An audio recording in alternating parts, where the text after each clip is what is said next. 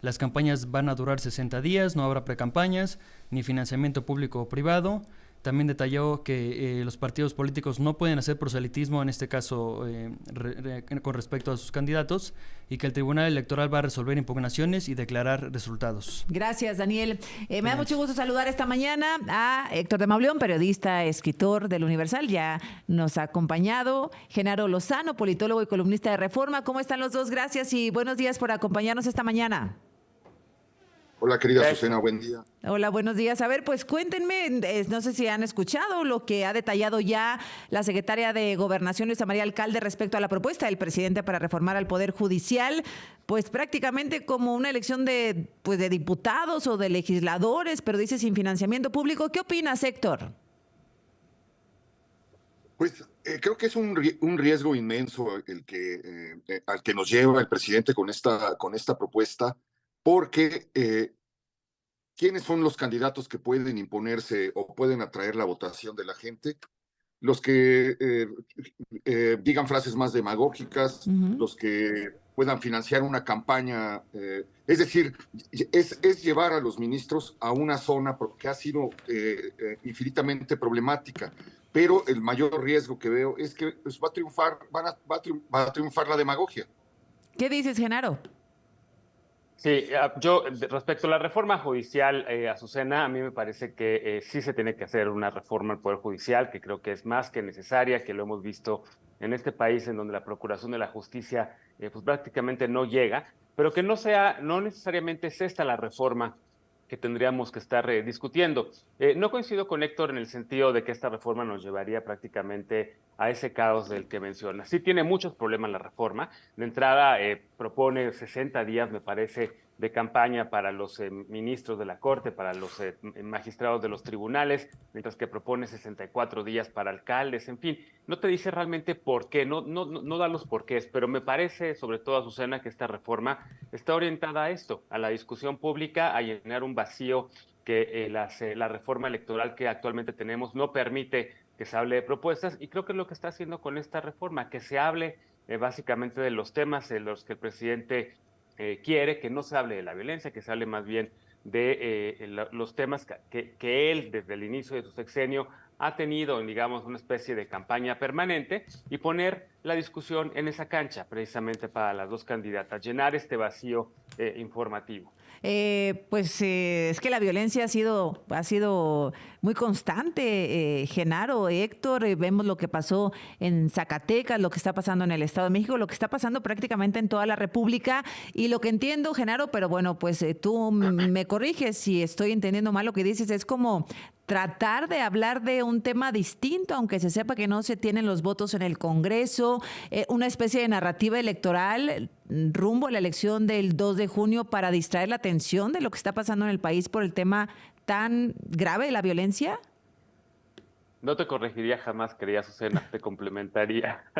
Pero el punto es, sí, en efecto, el presidente no le gusta, se siente disgusto, digamos, cuando se está hablando de estos temas de la violencia, cuando se voltean a ver los datos que presenta su propio gobierno al respecto, pero creo que más bien él sí está haciendo lo que ha hecho desde el día uno, es poner la discusión pública en sus propios términos, que se hable de estas propuestas, que incluso logre sacar del closet, si lo podemos decir de alguna manera, a las candidatas, a los candidatos al Congreso, porque a mí me parece que las baterías de estos 18 reformas constitucionales y estas 2 reformas administrativas están dirigidas a las y a los candidatos del Congreso, a buscar las mayorías. Citando al clásico Bill Clinton que decía, es la economía, yo diría aquí son las mayorías. La contienda presidencial, si los datos de las encuestas no se equivocan, pues tienen una muy cómoda ventaja hoy todavía, y ya tan cerca ya de la elección para Claudia Sheinbaum. Entonces me parece que lo que se está buscando es que quienes compitan por el Congreso, pues digan si están o no en contra de las pensiones que está proponiendo el presidente, de los programas sociales en la Constitución que está diciendo el presidente. Lo dijeron de alguna forma ya, ¿no? Lo dijeron. Ya está en ese efecto, ¿no? Entonces está moviendo la discusión hacia allá, un poco para diferenciar a las candidatas y candidatos de Morena con respecto a los del PRI, PAN, PRD. Y un poco, Héctor de Mauleón, pues también para empezar a desenfocar todo este tema que ha estado sobre la mesa durante ya más de una semana, este tema del narcopresidente, este tema de la DEA, de la posibilidad de que el cártel de Sinaloa haya inyectado dinero en la campaña del entonces candidato López Obrador en 2006. Es decir, todo lo que se puede echar mano, pues se le va a echar mano para tratar de olvidar, de borrar este tema. Sí, bueno, primero yo diría que el tema de llevar a votación a ministros, etcétera, es parte de un proyecto original de Andrés Manuel López Obrador, que es la colonización de los órganos autónomos. Desde el inicio de su gestión ha estado bombardeando, poniendo en entredicho, intentando intervenir, intentando colocar piezas. Esto es parte de un proceso que no me parece para nada positivo ni encomiable.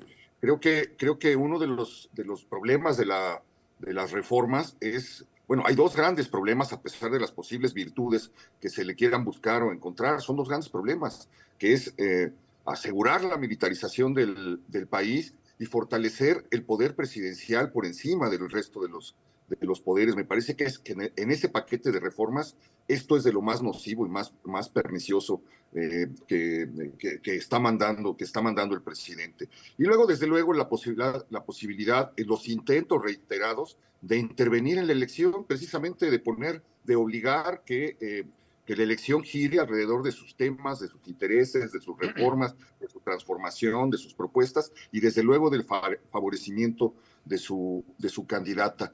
Todo esto en un contexto de una derrota, de un fracaso que ha sido brutal en términos de lo que le ha costado a los mexicanos, en términos de la seguridad. Estamos viviendo un país mucho más ensangrentado que el que existía en 2018. Por más que quieran revolcar las cifras, por más que quieran presentar gráficas donde todo parece ser distinto, la realidad está a 2 cuadras del Palacio Nacional. A 2 cuadras del Palacio Nacional empieza el control del crimen organizado, empieza el cobro de piso a comerciantes, empieza la inseguridad, se han dado ejecuciones a 2 cuadras del Palacio Nacional, en el Zócalo, ya no digamos en los desiertos de Sonora, en las sierras de Chihuahua, en las sierras de Guerrero, en las ciudades de Guerrero, en Michoacán. Uno puede ir haciendo la lista. A mí me sorprende y me espanta muchísimo ver cómo a lo largo de este sexenio hemos aprendido geografía, porque hemos conocido de ejidos, de municipios, de poblados, de los que no teníamos noción, y lo hemos aprendido porque ha ocurrido una atrocidad, una masacre, un desastre, y frente a ese avance brutal del crimen organizado por todos los rincones del país, pues lo que el presidente propone es poner cortinas de humo y que nos sentemos a platicar de lo que se le ocurrió el domingo en la noche o lo que se le ocurrió mientras se bañaba. Y lo estamos haciendo, Héctor. Claro, pero es que él mismo lo dice, se me ocurrió mientras me bañaba, y ahí va una cosa donde todo el país se pone a hablar cuando la realidad lo vamos a, digamos, la realidad nos lo va a cobrar, nos está hablando, nos está pintando un país dolorosamente distinto a su centro. ¿Qué dices, Genaro? Pues es la inseguridad, ¿no? Es el tema de la violencia innegable, a pesar de esta narrativa que se quiere sostener de que vamos mejor, Genaro. La violencia es el gran debe de este sexenio, sin duda, y creo que es de los temas que las electoras y los electores del 2024 tienen, digamos, hasta arriba en sus prioridades. En efecto, a pesar de que el gobierno ha presentado una serie de datos en los que mejora de cierta manera el tema de la percepción de seguridad, sobre todo, ahí están las encuestas, lo cierto es que la gente sigue teniendo este tema muy, muy hasta arriba. Pero déjame decir que yo no creo que sean reformas que se le hayan ocurrido al presidente mientras se bañaba, mientras caminaba en Palacio Nacional. Son el proyecto que nos presentó desde el día 1 en campaña, son el proyecto que está en sus libros antes de llegar a la presidencia de México. Nos ha hablado de ellas todo el tiempo y, como siempre ocurre con López Obrador, siempre presenta, digamos, un grupo de deseos, un grupo de propuestas que están maximizados, hiperbolizados, justo para negociar hacia el centro. Me parece que sí coincido con Héctor, por lo menos 4 que son inaceptables completamente. La reforma electoral con la desaparición de pluris. Los pluris han sido el motor de la diversidad en este país, de la pluralidad, y por supuesto creo que no hay ningún partido político que quiera hacer esto. La reforma judicial, en tanto la elección de ministras y ministros, también es un tema muy problemático. Lo de la Guardia Nacional, hay más de 100 organizaciones y colectivos de la sociedad civil que están gritando y denunciando que esto es militarización, y por supuesto la de los organismos autónomos. Aguantamos aquí, me alcanza el corte, regresamos. Por favor, si son tan amables, Héctor de Mauleón, Genaro Lozano, aquí en Grupo Fórmula. Regreso. No tardamos. Fórmula Noticias con Azucena Uresti. Enamórate. Leonardo Curcio en Fórmula. Leonardo Curcio en Fórmula. Lunes a viernes, 20 horas, en Grupo Fórmula. Héctor de Mauleón, a Genaro Lozano por mantenerse acá con nosotros, que por cierto, es nuestra primera transmisión a través de YouTube. Entonces, bueno, pues tenemos acá estos invitazos de lujo en YouTube. Ustedes nos pueden sintonizar, ya lo saben, el 103.3 de FM, 970 de AM, y ahora también por el YouTube en Grupo Fórmula. Así que son los padrinos. Así que qué bueno que se pusieron guapos. Gracias, un abrazo, Azucena. Mucha Gracias. suerte. Yo ya me bañé, Azucena, también. Bueno, pues gracias a los dos. A ver, veo que coinciden en algunos puntos que serían intransitables de las iniciativas del presidente López Obrador: el eliminar a los plurinominales, el elegir a los ministros de la Suprema Corte por voto popular, el que la Guardia Nacional pertenezca a la Secretaría de la Defensa Nacional y la eliminación de organismos autónomos, que es lo que ponía sobre la mesa Genaro antes del corte. Héctor, ¿coincides? Sí, sí, desde luego, creo que son del paquete de reformas, pues las más intransitables y las más perniciosas. Hay otras que son, que intentan poner como prioritarias cosas que son importantes, pero no son prioritarias, ¿no? Como lo de, pues que el maltrato animal, etcétera. Vienen ahí una serie de reformas que realmente... que son casi de sentido común, ¿no? O sea, el ya, no maltratar a los animales, reconocer... es una parte del juego que no entiendo. Lo que yo creo es que el presidente tuvo 5 años tuvo 6 años para hacer todo lo que pudo. Ningún presidente llegó con ese respaldo, ningún presidente en la historia reciente de México ha tenido todo lo que López Obrador tuvo, y unas reformas de última hora, que como una carta de buenos deseos para dejar un legado pues de bondad, de un presidente interesado en las causas de los más necesitados, interesado en abatir con las injusticias, etcétera. Se lee simplemente como una carta de buenos deseos frente a un fracaso que de verdad es inabarcable. No diría yo estoy de acuerdo con Genaro Lozano en el hecho de que la inseguridad es el gran pendiente de este gobierno, pero hay uno no menor y que lo rodea y que lo está acosando y que está dentro de su misma casa, y que es el problema de la corrupción, que es el problema de los escándalos de corrupción, del tráfico de influencias, de los desfalcos inmensos que está dejando este gobierno. Es otra de las cosas que se tratan de desviar la atención mediante la retahíla de ataques, de insultos, de apodos, de risas, de descalificación, de desautorización de medios, de periodistas, etcétera. Creo que el tema más reciente es, el caso más reciente, pues es lo de la investigación de la DEA y la respuesta que da acusando al periodista de ser agente de la DEA y amigo de Salinas. ¿Qué podrías tú compartirnos respecto a esto, Héctor? Y ahora voy contigo, Genaro, respecto a esto que dicen, a ver, ¿cuál ha querido ser la justificación por parte del gobierno federal? Esa investigación se cerró. A ver, se cerró significa que no existían pruebas, se cerró significa que se equivocaron, se cerró significa que no existió de alguna forma una investigación directa contra López Obrador. ¿Qué significa se cerró? ¿Que el gobierno, que estos protagonistas que se señalan son inocentes? Para empezar, significa que estaba abierta. Sí. Es decir, que existió. No es un invento, es una investigación que existió y que involucraba a personajes cercanísimos al hoy presidente Andrés Manuel López Obrador. Se cerró, pues ya nos lo han explicado, por razones políticas y diplomáticas, y porque se encontraron argumentos convincentes pero no concluyentes. No sé cómo podamos leer esto, pero de que efectivamente la investigación se hizo, que se intentó reabrir en 2012 para ofrecerle dinero a los colaboradores de López Obrador y tener un argumento más sólido de prueba, pues esto es innegable. Ahora, que se usaron testigos protegidos que fueron criminales, pues es lo mismo que se usó con Genaro García Luna, y algunos de ellos son los mismos, y en ese caso se aplaudió, se usó como prueba concluyente aquí en México en términos retóricos, ya dijeron, ya se demostró, ya se concluyó, pues son los mismos personajes los que están señalando la entrega de ese dinero para la campaña de López Andrés Obrador. Manuel López Obrador. Como quiera que sea, creo que el hashtag ya no se lo va a quitar, es de esas cosas que va a arrastrar ya de aquí en adelante.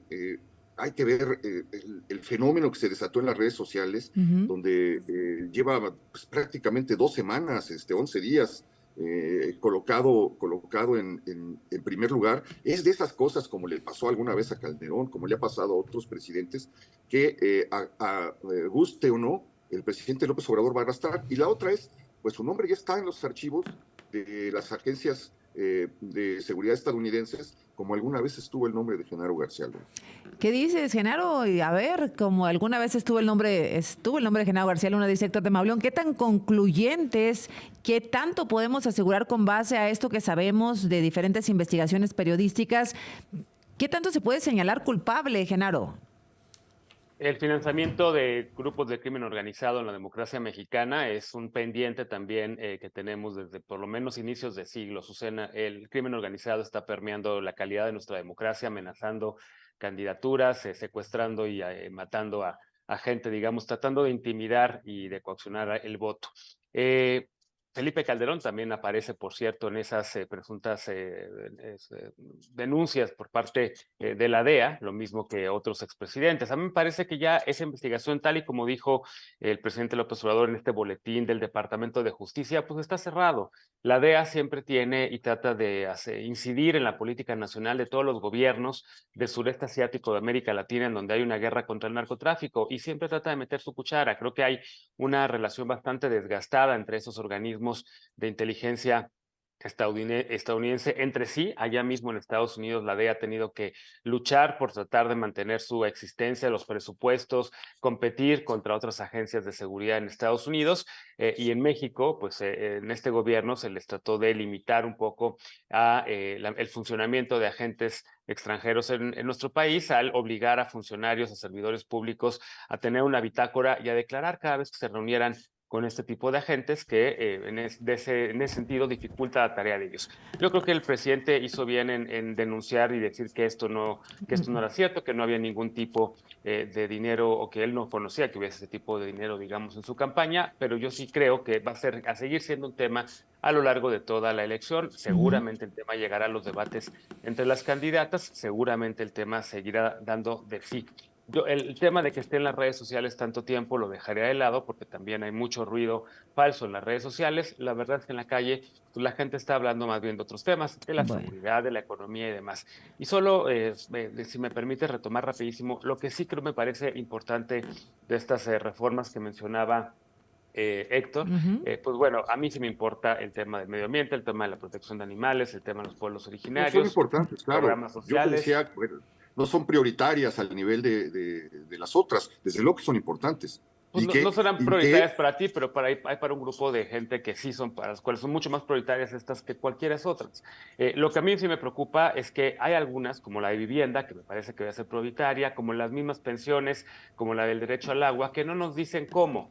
La reforma de pensiones necesita 64,000 millones de pesos, y en la reforma dice, bueno, de la venta de los moles de Fonacot, de las utilidades de las empresas del ejército, te pone ahí de dónde sacaría este fondo, de las deudas de los estados, pero realmente se alcanzarían esos 64,000 millones de pesos con eso, de 2 artículos que vienen también y que tienen que ver con la ley del ISSSTE y del IMSS. De ahí se podría sacar ese dinero y alcanzaría, sobre todo. Esa ya será materia, Azucena, de la discusión en comisiones, que es donde está ahorita el tema ya. Oye, a pesar de todo esto que me has dicho, que hemos platicado, Héctor, Genaro, a ver, la violencia pues desatada, este tema de las iniciativas que pues en alguna manera podrían erosionar, en caso de aprobarse, erosionar la democracia o los avances democráticos en el país, la violencia, las iniciativas, las provocaciones, las agresiones, y la oposición no termina por capitalizarlo, no termina por estructurarse, Héctor. Es que no sé si tú los veas, pero no se ven cohesionados.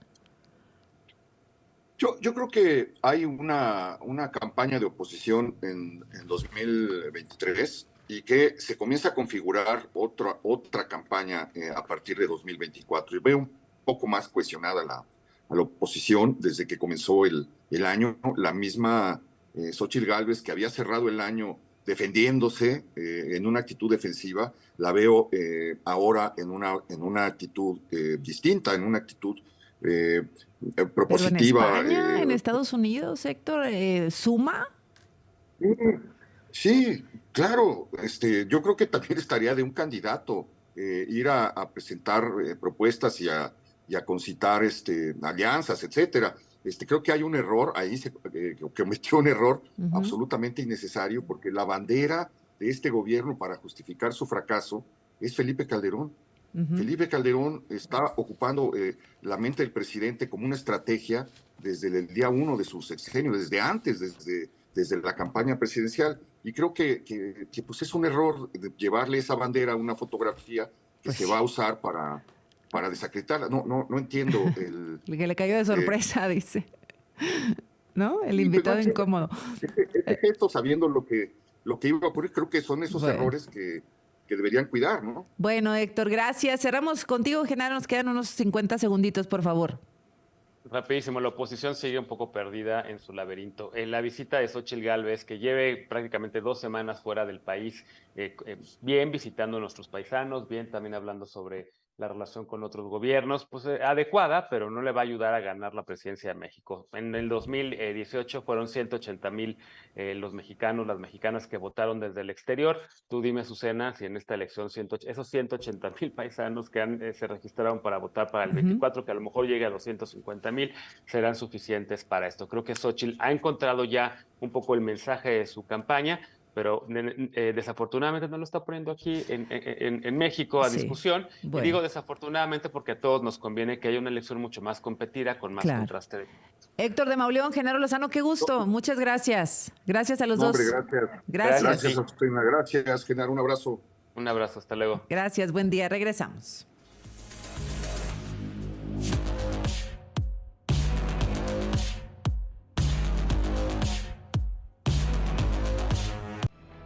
Leonardo Curcio en Fórmula, lunes a viernes, 20 horas, en